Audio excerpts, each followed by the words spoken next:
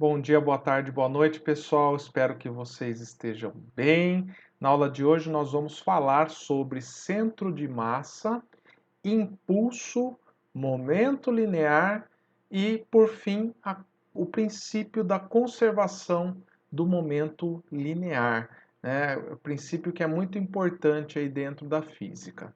Beleza? Então, bora lá. Como eu já falei em algumas aulas anteriores, os cientistas sempre procuram por padrões para conseguir entender melhor o seu objeto de estudo e também a natureza, né? E é por esse motivo que as grandezas conservativas são muito importantes na ciência e também muito utilizadas, tá? Na mecânica, são três princípios de conservação fundamentais: da conservação da energia, conservação do momento e conservação da massa. Na aula de hoje a gente vai definir algumas grandezas novas para poder estudar o princípio da conservação do momento linear. Maravilha? Então, para quem nunca ouviu falar desse princípio, né, de conservação do momento linear, ele tem uma aplicação muito ampla na física, sendo usada para estudo de choques, que vão desde acoplamento de satélites espaciais até colisões de automóveis, tá? Explosões, movimento de foguetes ou outros corpos em que a massa varia. E assim por diante, são inúmeras aplicações. Mas o que é um momento linear? Momento linear é uma grandeza vetorial dada pelo produto entre a massa e a velocidade de uma partícula, né? Então, a unidade no sistema internacional é quilograma vezes metro por segundo. Veja que ela é uma grandeza vetorial, né? Então é um vetor, tem módulo, direção e sentido, e ela quantifica o movimento de um corpo, né? Associando a essa grandeza não só velocidade, mas também a massa. E é por esse motivo que, se você tem um caminhão e um carro com a mesma velocidade, é o caminhão que possui maior momento linear. Beleza? Mas o que é que faz o momento linear mudar no tempo?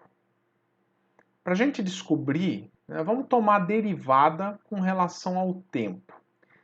Se a massa da partícula não varia, isso vai resultar, então, massa vezes a derivada da velocidade com o tempo, né? Então, a massa é uma constante, sai para fora da derivada, então resulta nisso. Esse produto, pessoal, nada mais é do que força resultante, né? Massa vezes aceleração, vocês lembram da segunda lei de Newton, né? Então veja que a gente pode escrever a segunda lei de Newton de uma forma um pouco mais geral como sendo a variação do momento linear. E digo mais, foi assim que Newton expressou a sua segunda lei, né? A força resultante externa atuando em uma partícula faz variar o seu momento linear, né? Por que essa é mais geral? Porque ela abarca também situações em que a massa varia. Eu só derivei e tirei a massa para fora para vocês lembrarem que massa vezes aceleração era força, né? Mas veja que quando eu escrevo como dp/dt, eu tenho uma equação mais geral, tá bom? Uma outra definição importante é o impulso.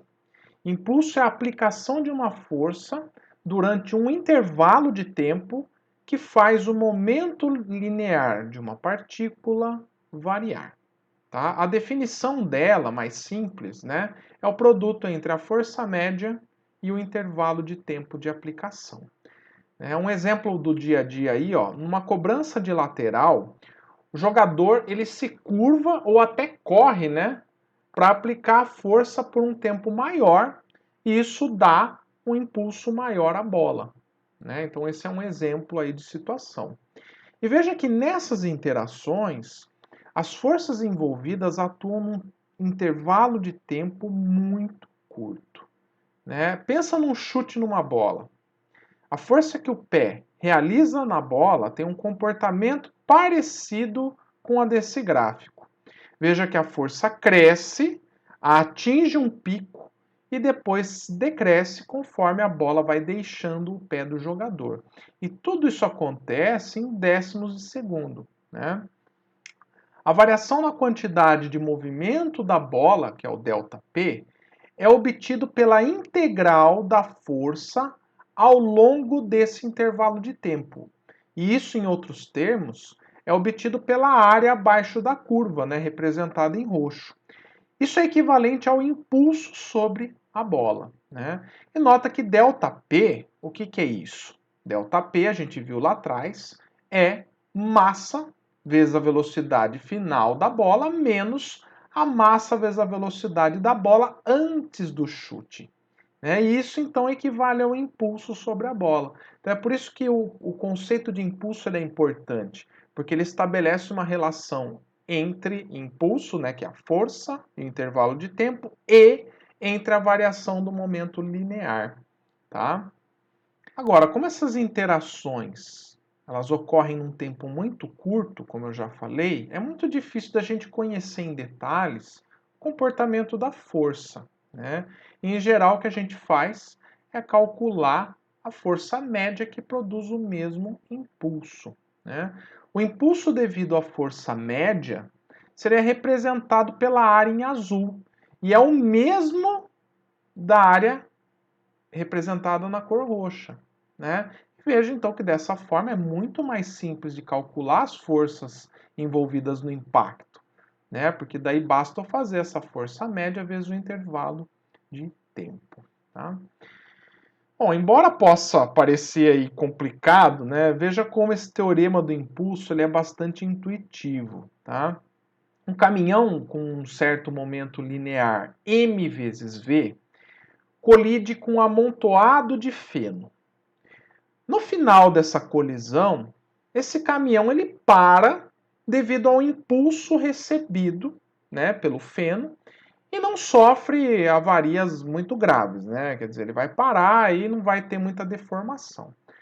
Agora veja assim, ó, se esse caminhão colide com uma parede, a gente sabe que o resultado é completamente diferente, né? O caminhão ele vai para o saco, né?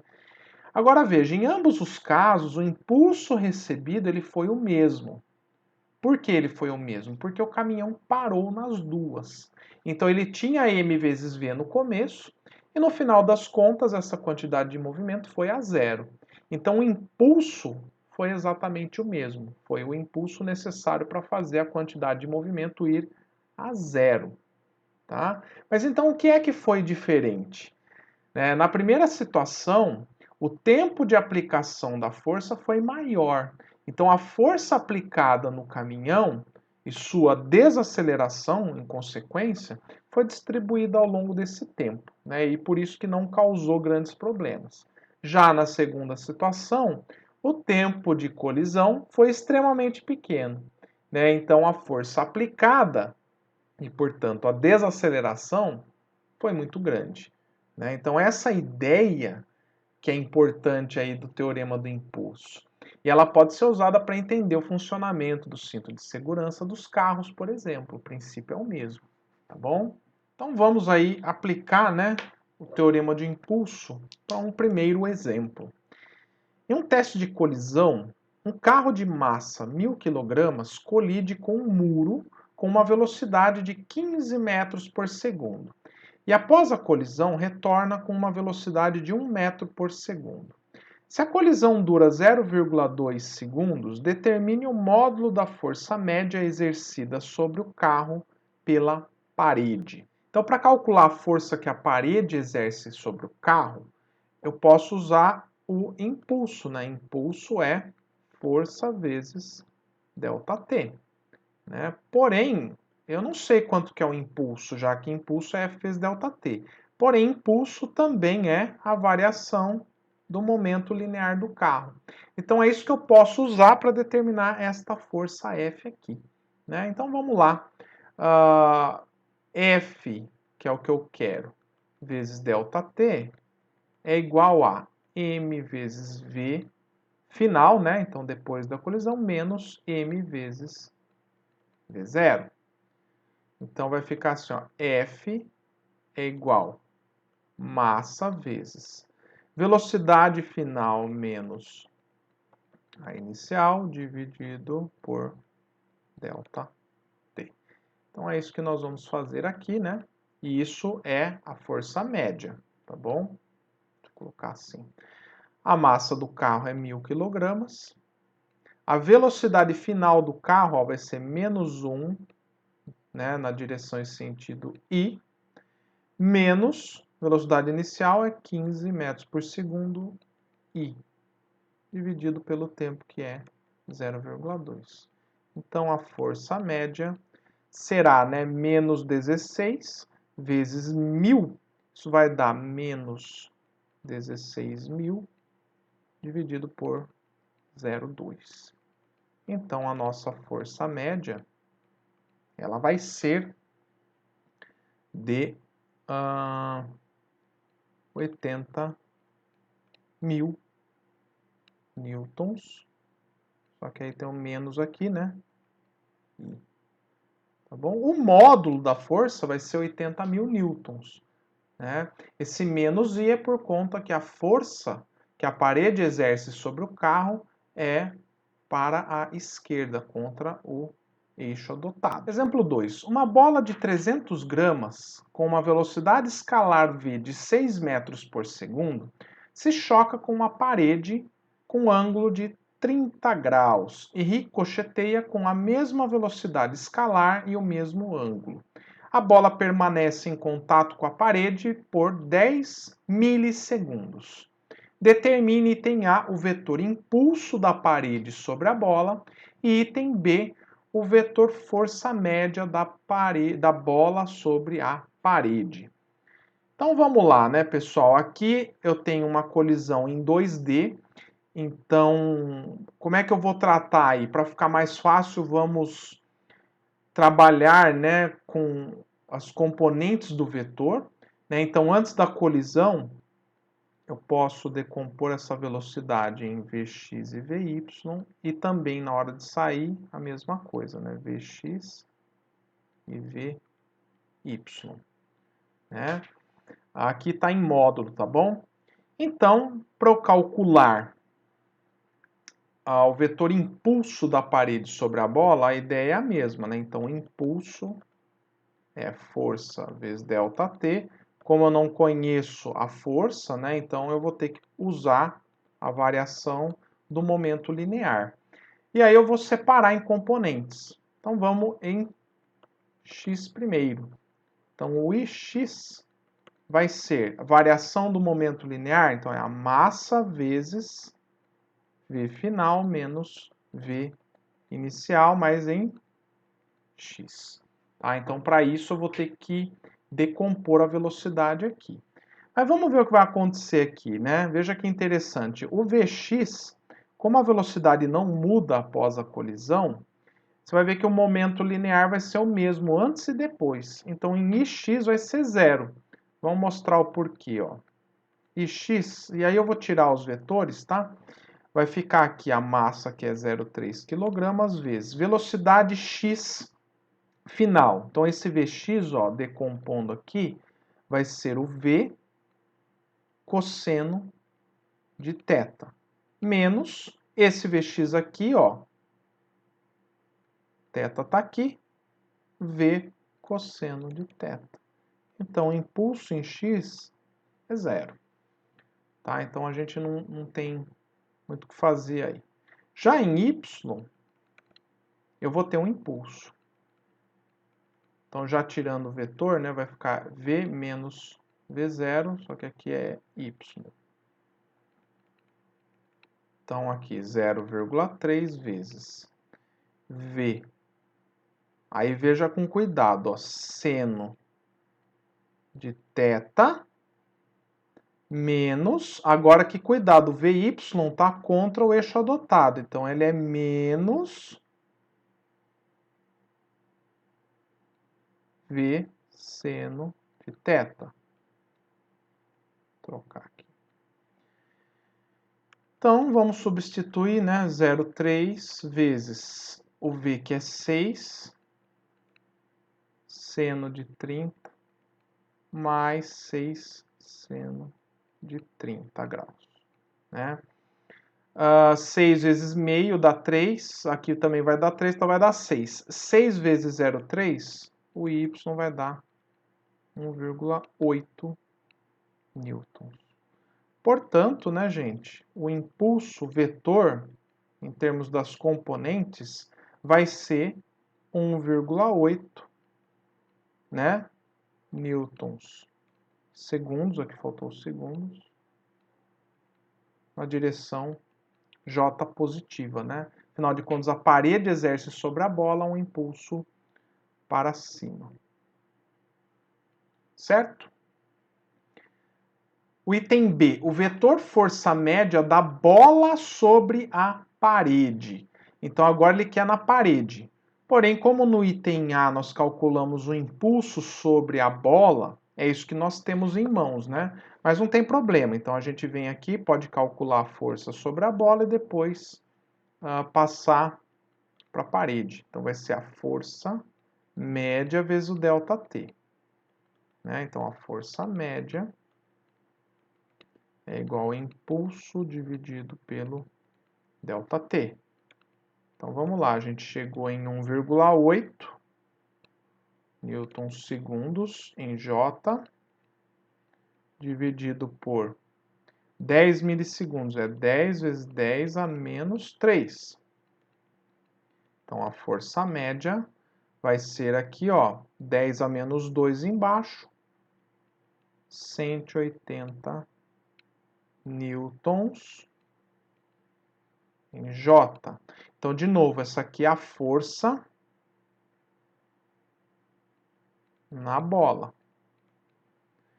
Então, aqui para responder, né, a força da bola sobre a parede, então a força média na parede, essa aí vai ser menos 180 newtons em J. Então, voltando aqui à teoria, né? Na física, o nosso objeto de estudo geralmente é composto por um sistema de corpos. Dificilmente você tem um só, né? Mesmo quando aparentemente a gente tem um corpo só, você tem que lembrar que ele é composto por partículas, né? Que são seus constituintes básicos. Mas vocês também já sabem que para estudar o movimento de uma bola, de um carro, de uma pessoa, a gente não precisava saber o movimento individual de cada um dos seus átomos, enfim, moléculas, né? A gente simplifica o movimento desses corpos justamente usando um ponto especial do sistema, né? E esse ponto é o que a gente chama de centro de massa. Lembra que quando a gente aplica as leis de Newton, a gente marcava as forças no centro do corpo? Pois bem, né? A gente fazia isso porque esse ponto é justamente o centro de massa dele, né? E esse ponto, gente, possui algumas propriedades importantes, tá? Eu quero que vocês deem uma olhada nesse lançamento da raquete de tênis. Se a gente olha para o movimento da extremidade dela, o movimento é bem complexo, né? É difícil da gente descrever matematicamente. Só que quando a gente olha para o centro de massa, aí a gente vê que é um movimento conhecido, né? É um movimento balístico que a gente estudou em movimento de projéteis, né?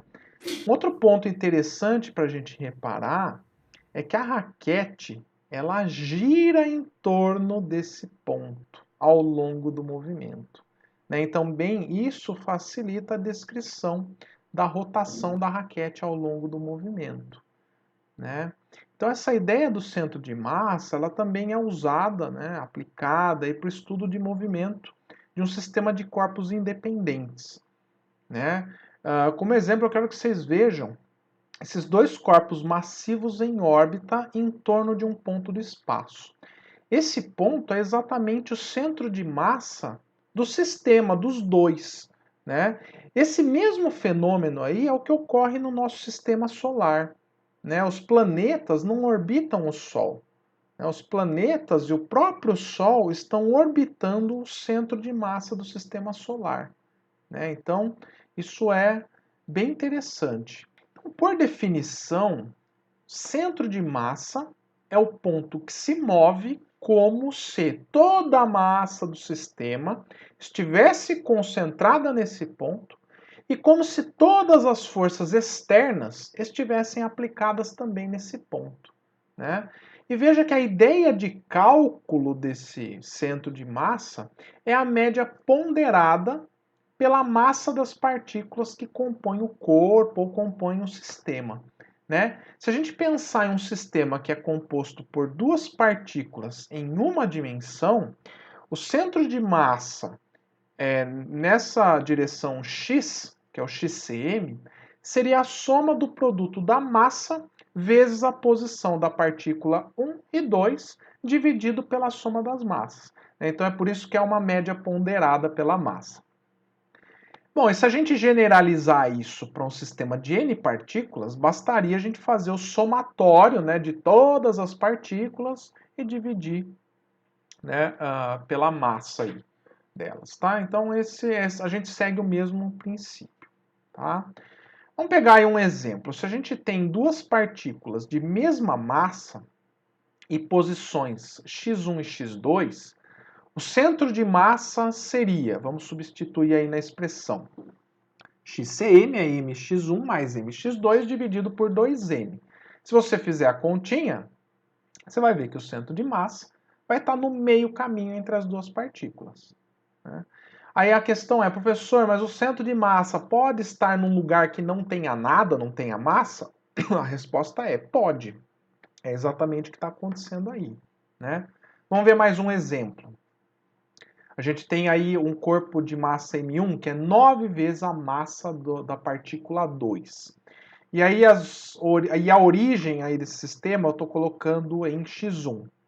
Então x1 é 0 e x2 é L, que é exatamente a distância de separação das partículas. Se a gente substituir e calcular o centro de massa, né, então você vai ver que esse centro de massa está a L dividido por 10 da origem, ou seja, mais próximo do corpo 1, como era de se esperar, né? E essa distância, pessoal, é 9 vezes maior que a distância entre x2 e o x centro de massa. Bom, estando entendido esse conceito de centro de massa, a gente pode generalizar, então, para um sistema contável de partículas em 3 dimensões, né? E aí a gente tem que calcular a média ponderada nas 3 dimensões x, y e z, tá? O vetor posição do centro de massa com relação ao eixo cartesiano é representado por RCM, né? X cm em I mais Y cm em J mais Z cm em K, né? Então, se a gente pegar aí para cada dimensão, né? Então, a coordenada xcm, ela vai ser a soma de m1, x1 mais m2, x2 mais tananã, dividido pela massa total, né, do sistema. Isso vira um somatório, tá? E se a gente aplicar essa mesma lógica para as 3 dimensões, né, são essas equações que a gente precisa para calcular o centro de massa, tá bom? E aí eu posso escrever também na forma de vetor, né? O RCM é 1 sobre m somatório de mi vezes ri vetor. Professor, mas e para um corpo contínuo, né? Uma caixa, sei lá, qualquer objeto assim do dia a dia? Bom, aí já não dá para calcular somando de forma discreta, né? Aí a gente tem duas formas de fazer. Se o corpo ele tem uma simetria, basta a gente traçar as linhas de simetria e encontrar o ponto do cruzamento delas, né, que dará o centro de massa. E veja que no triângulo o centro de massa está no baricentro dele, né? Num círculo vai estar no centro dele, né? E assim por diante. Então você traça as linhas de simetria e o encontro delas vai dar o centro de massa. Nos casos em que não há simetria, aí o somatório ele vai virar uma integral, né? E essa integral ela é num elementinho de massa dm, que é um elemento infinitesimal da massa do corpo. Eu não vou entrar em detalhes aqui porque esse não é enfoque da aula, mas o cálculo ele se daria substituindo esse dm que vocês estão vendo em cada dimensão, né, pela massa específica do material vezes o volume desse elemento de massa. E a partir daí, né, é possível calcular a integral e a coordenada do centro de massa, tá bom? Então aí é só para ilustrar mais ou menos a ideia de como que é feito, tá? Só que vamos voltar então para o sistema de partículas, né, que é o que nos interessa realmente, né, e estudar o comportamento do centro de massa para esse sistema. Tá? A gente vai considerar que elas estão se movendo, interagindo entre si e também passível de atuação de forças externas. Tá? Pela relação que a gente definiu, né, para o centro de massa do sistema, a gente pode escrever o seguinte, né, que m vezes a coordenada r do centro de massa é a soma dos produtos da coordenada de cada partícula vezes a sua massa. Né? Se a gente quiser calcular a velocidade do centro de massa, o que a gente faz? A gente toma a derivada com relação ao tempo. Fazendo isso, a gente vai ter a massa do sistema vezes a velocidade do centro de massa igual a m1v1 mais m2v2 e assim por diante. Né? E veja só, m vezes v, o que é isso? A gente estudou ali atrás que é o momento linear da partícula, que a gente acabou de estudar. Né? Então, se eu pegar aqui o m maiúsculo vezes vcm, eu posso falar que é o momento linear do centro de massa, e o p minúsculo é os momentos lineares de cada partícula. Tá? E aí, veja, se a gente derivar de novo, a gente vai ter, né, a taxa de variação do momento do centro de massa igual à soma da variação dos momentos lineares de cada partícula. E cada um desses termos representa a força resultante, né, que atua no centro de massa e em cada partícula. Lembra? Né? Como a gente viu ali atrás. E a variação do momento linear é feita por meio dessa força. Se a gente abrir a força resultante em força resultante interna e externa, a gente percebe uma coisa interessante, tá? Vamos pegar aí só duas partículas desse sistema, né? E pensar que elas colidem entre si. Então elas vão trocar forças, que eu vou chamar de F12 e F21. Pela terceira lei de Newton, a gente sabe que essas forças são iguais em módulo, mas em sentidos opostos. E essas forças, elas são internas. E quando a gente soma na expressão de baixo, né, então imagina que eu vou pegar essas forças, eu estou tratando do sistema, eu vou somar elas. Elas vão se cancelar mutuamente. Né? E isso vai acontecer com todas as partículas. Então, as forças internas trocadas entre as partículas, todas elas se anulam. Né? Então, com isso, a gente pode escrever que a força resultante externa que atua sobre o sistema de partículas é o que faz variar o momento linear do centro de massa do sistema. Né? E aí nós chegamos na segunda lei de Newton, agora para um sistema de partículas. Essa equação é a forma mais geral da segunda lei de Newton. E como nós vimos antes, ela era aplicada para uma partícula, mas agora também para um sistema de partículas, né, ou para objetos do nosso dia a dia, ou para sistemas em que a massa varia ao longo do tempo, tal como num foguete. Né? Basta a gente olhar para o centro de massa do sistema. Né? Então, para um sistema fechado em que a massa não varia, a força resultante externa é m dv/dt. Né? E aí a massa sai para fora, né? Então, por isso. E aí nós temos que a força resultante é a massa vezes a aceleração do centro de massa. Então veja que a força resultante externa, ela faz a velocidade do centro de massa variar. Né? Agora, se a força resultante externa for nula, a aceleração do centro de massa é nula e, portanto, a velocidade do centro de massa é constante. E isso nos dá aquelas condições de inércia, né? Que é o movimento retilíneo uniforme ou repouso do centro de massa. Tá? Lembre-se que cada partícula do sistema pode estar se movendo em qualquer direção, mas o centro de massa vai estar nessa situação de MRU ou repouso. Tá? Isso é fantástico, tá? E não para por aí. tá? Quando a força resultante externa é nula, né, ou seja, o sistema é isolado, uma outra coisa interessante é que o momento linear do sistema permanece constante. E é esse o princípio da conservação do momento linear de um sistema, né? Que diz que em sistemas isolados com força externa nula ou desprezível, o momento linear do sistema ou a quantidade de movimento do sistema permanece constante, tá? Então essa é a lei da conservação do momento linear, que é muito importante aí na mecânica. Para entender melhor esse princípio, vamos tomar como exemplo um menino andando sobre um patinete. Pela terceira lei de Newton, a gente sabe que ele vai empurrar o carrinho para trás e o carrinho vai empurrar ele para frente, né, o patinete. Então, no gráfico, veja que a gente tem a força do menino positiva e o do patinete negativa, né? Justamente por estarem em sentidos opostos. Após a ação da força, o que vai acontecer? Os dois vão adquirir velocidades, porém em sentidos opostos, né? Vamos escrever a segunda lei de Newton para esse sistema e não só para o menino e nem só para o patinete. Vamos juntar as duas coisas.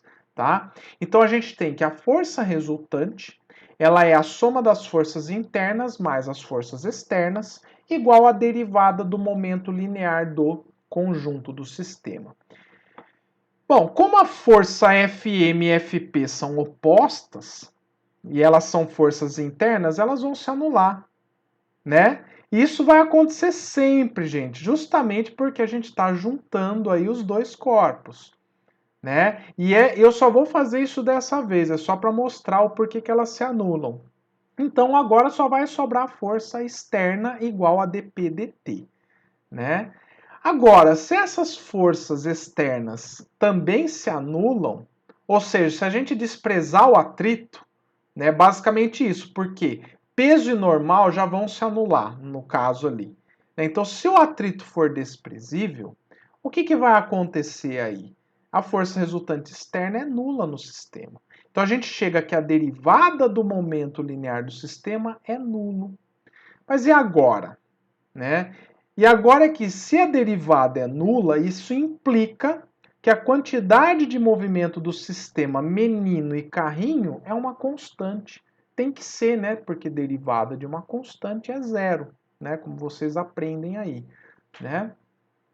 Então, gente, é isso que é o princípio da conservação do momento linear. Espero que agora tenha ficado mais claro, né? Se o sistema de partículas não está submetido a uma força externa, né, ou ela é desprezível, o momento linear total do sistema não pode variar, tá? Então, aí no caso desse problema, a gente pode escrever, né, que a conservação aí é o momento linear do menino e do patinete antes da interação tem que ser igual ao momento linear do menino e patinete depois da interação, tá?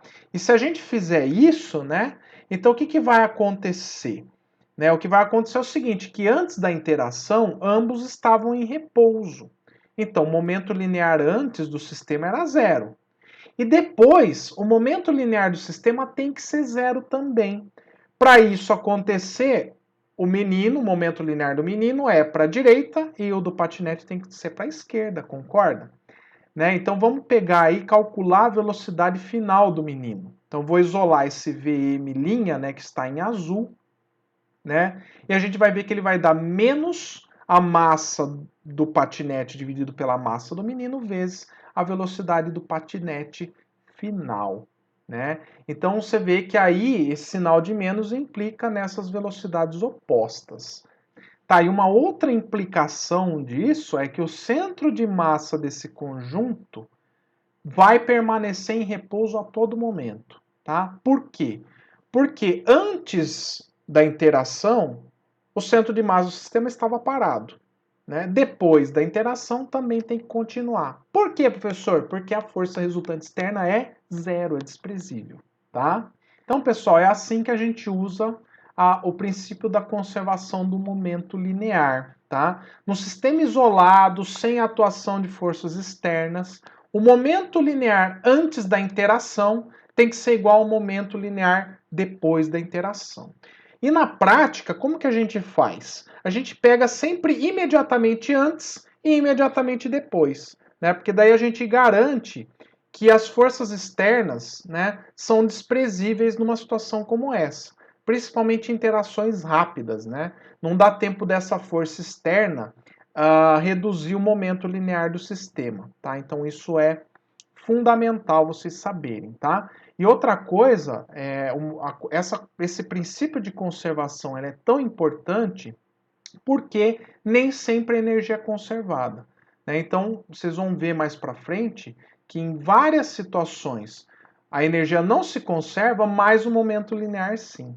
Então é isso que faz esse conceito ser muito importante. Note que se for em mais de uma dimensão, a gente decompõe, estuda em cada eixo separadamente, tá bom? Agora vamos ver algumas demonstrações, né? Veja aí o rapaz em cima do skate, simula a situação do menino, né? Então aqui ele lança essa bola para trás e ele é lançado para frente, né? E um detalhe aí, como a massa do rapaz é maior do que o da bola, então a sua velocidade vai ser menor, como era da gente esperar, né? Um outro detalhe aí que eu comentei do centro de massa, né? Como o momento linear do sistema antes da interação era zero, o centro de massa ele fica paradinho aí, ó. Tá? Ele não se move, então a velocidade do centro de massa é zero, então por isso o centro de massa fica em repouso. Por fim, essa animação mostra a conservação do momento linear para um problema em duas dimensões. Né? Veja que a soma vetorial de cada momento individual das partículas resulta no momento linear que eu tinha antes. Então antes era o vetor P1, depois também tem que ser, porque se a força resultante externa é zero, então tem que ser conservado o momento linear, tá? Então essa é a beleza, né, a maravilha aí desse princípio, né? Então é uma forma da gente entender a natureza de uma forma bem mais simples, né? Bom, e no mais, gente, a gente continua estudando as colisões, né? Na próxima aula. Exemplo 3. Durante um reparo do telescópio Hubble, um astronauta substitui um painel solar. A massa da astronauta é 60 kg e a massa do painel é 80 kg. A astronauta e o painel estão inicialmente em repouso em relação ao telescópio, quando a astronauta empurra o painel. Depois disso, o painel se move a 0,30 metros por segundo em relação ao telescópio. Qual é a subsequente velocidade da astronauta em relação ao telescópio? Durante esta operação, o astronauta está amarrado à nave e, para efeitos de cálculo, suponha que o cabo que a prende permanece frouxo. Bom, pessoal, então o que está acontecendo aí é que eu tenho então uma astronauta segurando uma placa solar, né? E aí ela aplica uma força sobre esse painel, empurra o painel, né? Então esse painel vai sair com uma velocidade aqui final, né, de 0,3 metros por segundo, tá? E essa astronauta sai com uma velocidade que ele quer descobrir, tá? Inicialmente ambos estão em repouso. Eu vou adotar aqui o eixo X aqui, tá? E nesse caso a gente pode considerar que se trata de um sistema isolado, né, em que as forças externas são nulas. O que acontece é que eu tenho uma força interna, que como a gente viu, elas se anulam, né? Então eu posso aqui, nesse caso, para o sistema isolado, falar que o momento linear do sistema antes é igual ao momento linear do sistema depois. Então, né, a massa da astronauta vezes a velocidade da astronauta mais a massa do painel, velocidade do painel antes da interação é igual a massa da astronauta, velocidade da astronauta depois e do painel depois. Como antes ele fala que a velocidade é zero, então o momento linear antes é zero no sistema. Então, vamos lá, né? Massa da astronauta é 60 kg, velocidade da astronauta é o que eu quero saber, mais massa do painel, que é 80, velocidade do painel 0,3, positivo a favor do eixo que eu escolhi. Então, A velocidade do astronauta vai ser, né? Então, a massa do painel dividido pela massa do astronauta vezes a velocidade do painel, com sinal de menos aqui. Então, a velocidade do astronauta, né, fazendo essa continha aqui, vai dar menos 0,440, né, metros por segundo.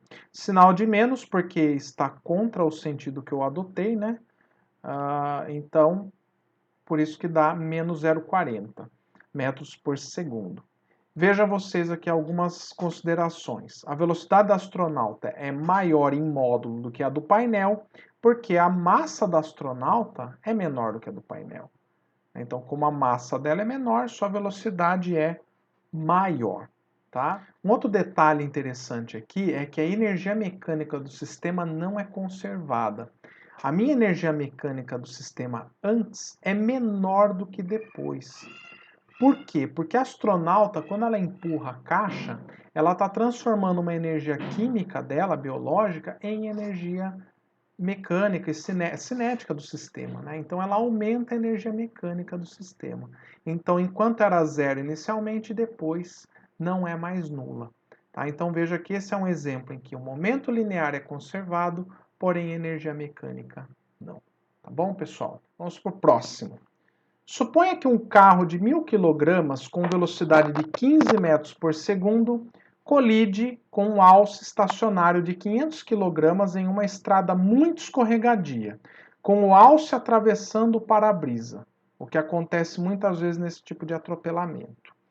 Determine, item A velocidade do carro imediatamente após a colisão, item B, a velocidade do centro de massa antes e depois da colisão, e item C, que porcentagem da energia cinética do carro é transformada pela colisão em outras formas de energia. Então vamos lá, gente. Eu conheço aí a massa do carro, a massa do alce e a velocidade inicial. Então eu vou ter aí uma colisão, tá? Onde eu vou desprezar as forças externas, né? Ele falou pista escorregadia, vou desprezar a ação do atrito. Então o que eu vou fazer aí é o seguinte: pensar que se eu não conheço a velocidade final do sistema, eu posso calculá-la por meio da conservação do momento linear do sistema. Então, o P antes tem que ser igual ao P depois. Né? Isso aqui é o P antes, P depois do sistema. Né? Quem é o meu sistema, professor? Aí, no caso, a gente escolhe, né, o sistema como sendo carro mais o alce. Tá? Não vou analisar separadamente, eu vou analisar os dois juntos. Então, aqui eu vou ter o carro, vou chamar de M1, tá? Para facilitar, M1V1 mais M2 vezes V2 tem que ser igual a M1V1 linha, né, depois da colisão, M2 V2 linha, tá? Como é unidimensional essa colisão, eu já tirei os vetores, tá? Isso aqui está em X, tá bom? Então aqui, ó, massa do carro é 1.000, velocidade antes da colisão, 15. O alce falou no texto para considerar parado, então 0.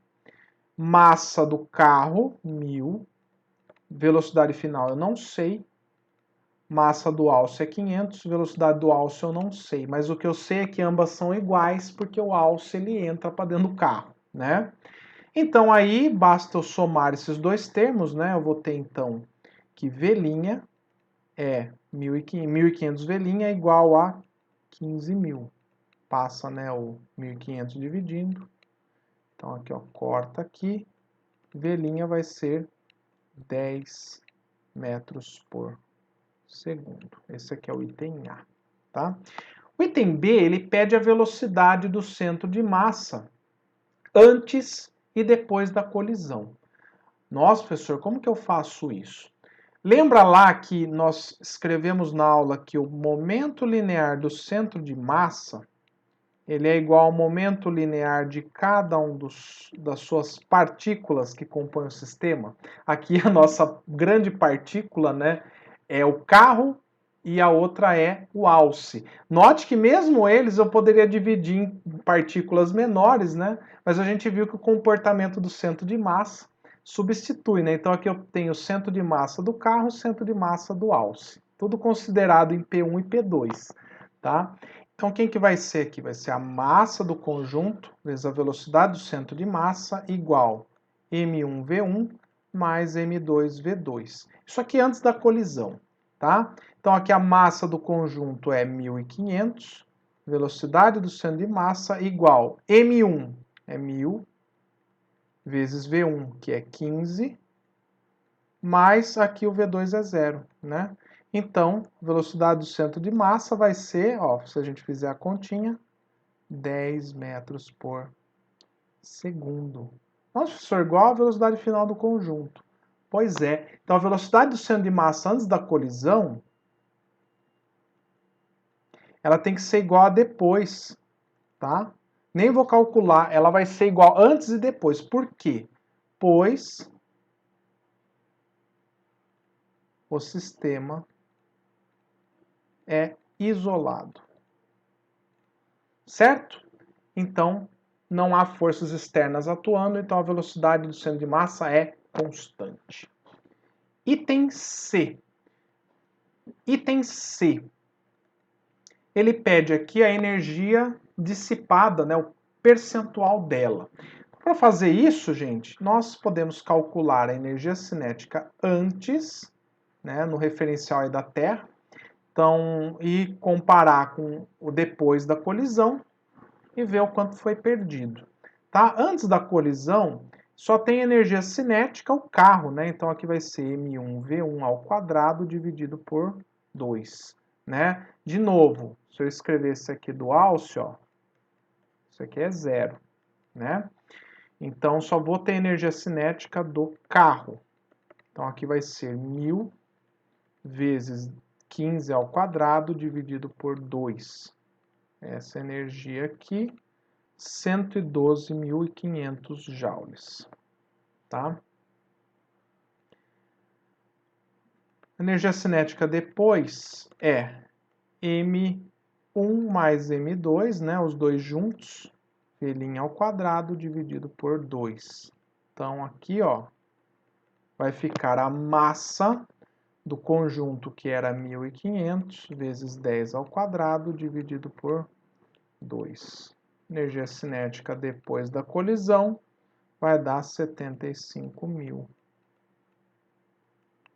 joules, tá? Então a energia que é dissipada, aqui a fração da energia dissipada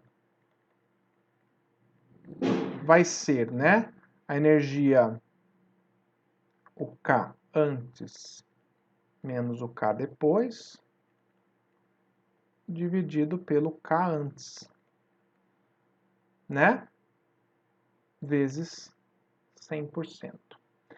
Então aí, vamos lá, a energia dissipada vai ser essa subtração,